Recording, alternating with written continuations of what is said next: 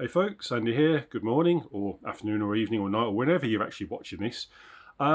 This is going to be just a small video to talk a bit more in depth about Richard Laymon, owing to the fact that the very first video I've posted about him was very negative, based on the fact that it's the worst book I think he's ever written, and I've explained why I think that.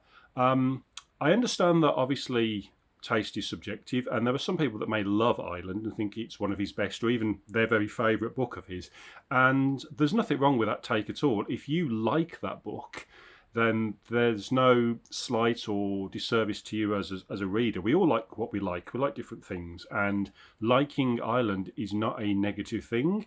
It's just not for me, which I hope I've explained why. But this list is subjective. I'm not trying to upset people who like books at the bottom of my list any more than I am suggesting that books at the top of my list are in some way superior because of my taste to anybody else's. So it's just a subjective list of books I like. Now, the thing with Richard Laymon, I've mentioned a lot of negative things, but I mean, I just want to mention some positive stuff and detail more on the negatives, because Laymon was the first horror author that I ever binge read, and he wasn't the first horror author that I ever read, nor do I think he's the best horror author that's ever been. But he is an author who, whilst was successful in the UK here, struggled with success, especially in America, and he puts it down to a few things which I'll touch upon when I get to the reviews of the book, especially the book in question that he considers the reason why his career tanked in America.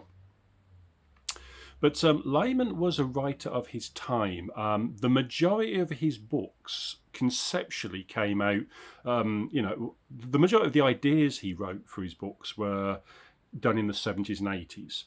Even the books that he was releasing into the 90s, a lot of their ideas came from the 80s. And he wrote the equivalent of B-movie horrors, the sort of stuff that you would see as video nasties in film in the late 70s or early 80s. That is the sort of stuff that Laymon wrote in his books. He wasn't a progressive. He wasn't, a modern writer. He was very much a writer of his time. And the way in which he writes gets a lot of criticism from people due to the fact that it's overtly sexual. As I've said, the stuff with kids is definitely something that I just find pretty disgusting. But I don't think it's because Laymon himself as a person was. I mean, by all accounts, he was a thoroughly pleasant man. He was married with a kid. Most of the people's, especially like Dean Koontz, for example, really heartwarming stories about Richard Laymon were how nice a person he was, and how homely and caring and considerate he was. And from the people that knew him, I get the perception that, the impression rather, that Richard Laymon was a really, really thoroughly pleasant human being, very intelligent as well, but one who wanted to try and push the envelope and shock. And one of the methods he wanted to shock with was often involving sex and violence. And his characters are often quite juvenile and have an obsession with sex, particularly breasts and nipples. Most of his male characters are very one-dimensional. I do think that Laymon possibly had some sort of boob fetish, but I don't think he was a sexual deviant or anything like that. I just think he thought some of the stuff he included in his stories was shocking. He talks in depth in some of his, in one of his unwriting stuff, his writer's tale book rather, about horror movies and his love for the 70s and 80s horror scene, and I think he tried to translate a lot of that into his books.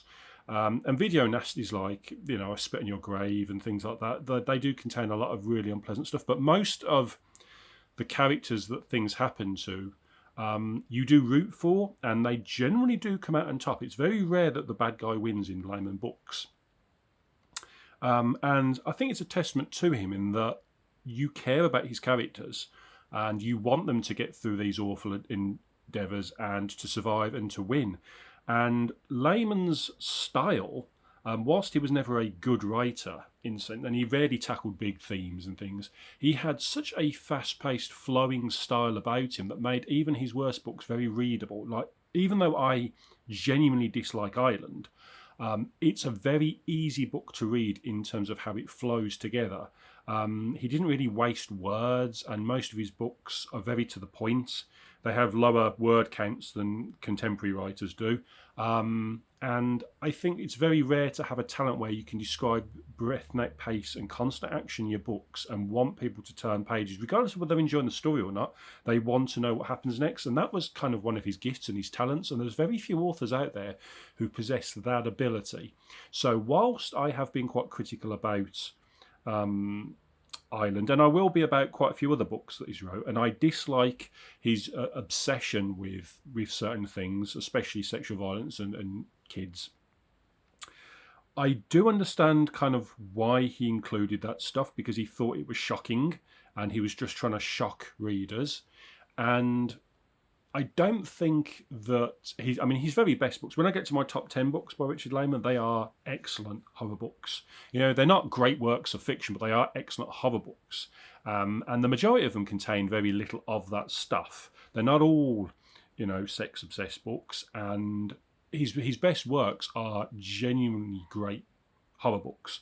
So I will get that to in time. But I just want to throw this bit in between the reviews to showcase the fact that these are all subjective. You know, we like what we like, and if you don't agree with my rankings, there's nothing wrong with that. Start a conversation in the comments. We'll have a discussion about it if you want, but it's just my opinions. And I don't like certain aspects of Laymon's writing. I think they spoil a lot of his stories, but I also kind of know why he was doing what he was doing. I don't think it was I don't think it had anything to do with him as a person.